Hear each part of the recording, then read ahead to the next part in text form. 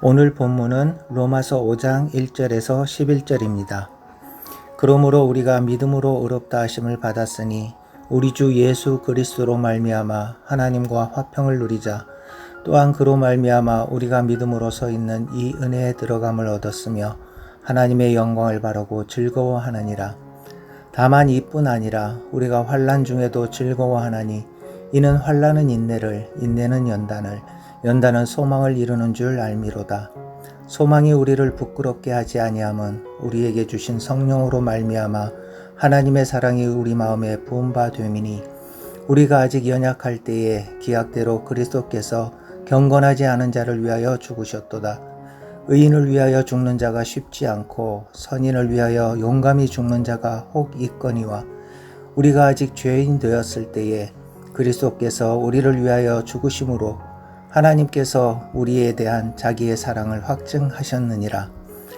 그러면 이제 우리가 그의 피로 말미암아 의롭다 하심을 받았으니 더욱 그로 말미암아 진노하심에서 구원을 받을 것이니 곧 우리가 원수 되었을 때에 그의 아들의 죽으심으로 말미암아 하나님과 화목하게 되었은즉 화목하게 된 자로서는 더욱 그의 살아나심으로 말미암아 구원을 받을 것이니라. 그뿐 아니라 이제 우리로 화목하게 하신 우리 주 예수 그리스도로 말미암아 하나님 안에서 또한 즐거워하느니라. 아멘. 예수님은 우리의 범죄함으로 결국 자신의 몸을 십자가에 내어주었고 우리를 의롭다 하시기 위하여 살아나셨습니다. 어제 본문 4장 25절 말씀이었습니다. 그렇다면 믿음으로 의롭다 하심을 받은 사람이 어떻게 될까요?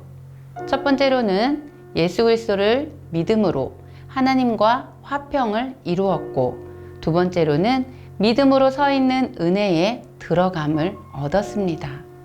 세 번째로는 하나님의 영광을 바라고 즐거워하게 되었습니다. 그래서 성도는 하나님의 영광에 이르게 될 소망을 품고 즐거워하는 것입니다. 그런데 이 소망이 있기까지는 많은 어려운 과정들이 있네요. 3절 말씀에서는 환난은 인내를, 인내는 연단을, 연단은 소망을 이루게 됩니다. 환난으로 시작하여 소망을 이루게 된다. 누구나 피하고 싶은 단어 환난이 그리스도인들에게는 소망이 되는 것이 무엇일까요? 기독교인들에게는 환난이 없을 수가 없지요. 환난은 자신의 한계를 깨닫게 되는 순간 우리는 모두 환난이 왔다라고 표현을 합니다.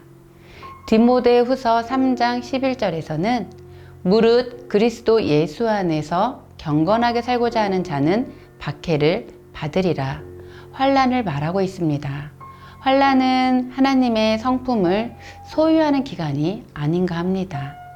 이 환난을 통하여 많은 어려움을 겪지만 이 환난이 오게 될 때 우리는 하나님을 찾게 되고 하나님께 기도하게 되고 말씀 안에 들어가게 되고 그것을 통하여 우리는 하나님의 성품이 무엇인지를 깨닫게 되어 그 하나님과 깊은 교제함이 있게 되기 때문입니다.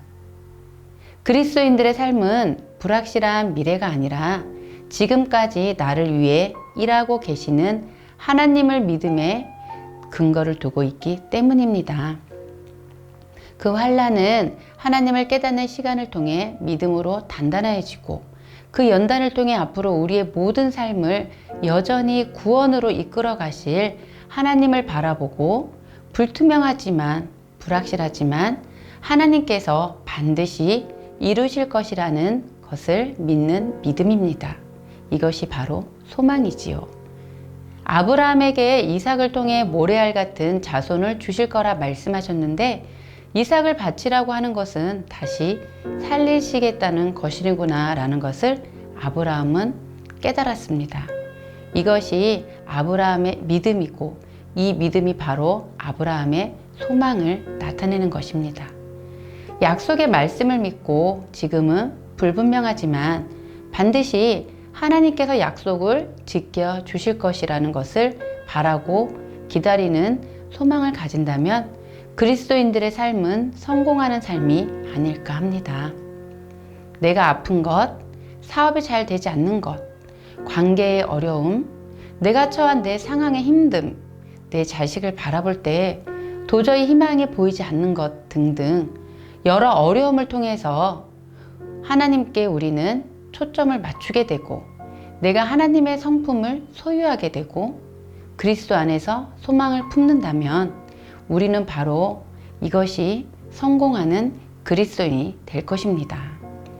우리는 당연히 소망을 가질 수밖에 없지요. 우리가 죄인 되었을 때에 그리스도가 죽으심으로 우리는 우리를 사랑한다 확실하게 보여주셨기 때문입니다. 하나님의 사랑하심을 우리는 예수 그리스도를 통해서 경험을 한 것입니다.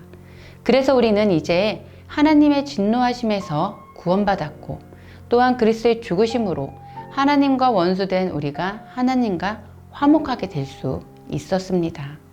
확실한 사랑, 이것 외에 더 큰 사랑이 어디 있을까요?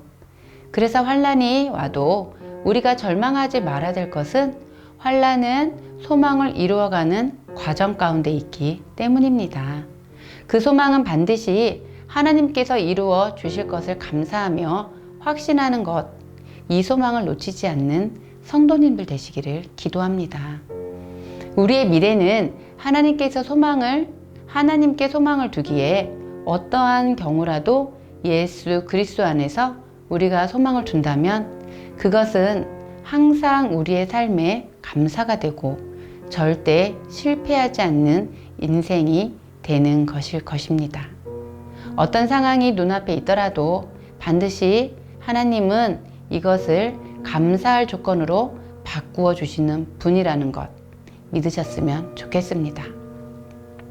죄인이지만 죄 없다 말씀하시고 하나님을 믿음으로 의롭다 해주시는 분이 우리의 모든 상황과 형편을 다 감사로 바꿔주실 것이며 이제 우리는 아브라함처럼 그런 약속의 말씀을 믿으며 나아가 소망을 이루어 주실 것을 감사함으로 사시는 하루 되시기를 기도합니다.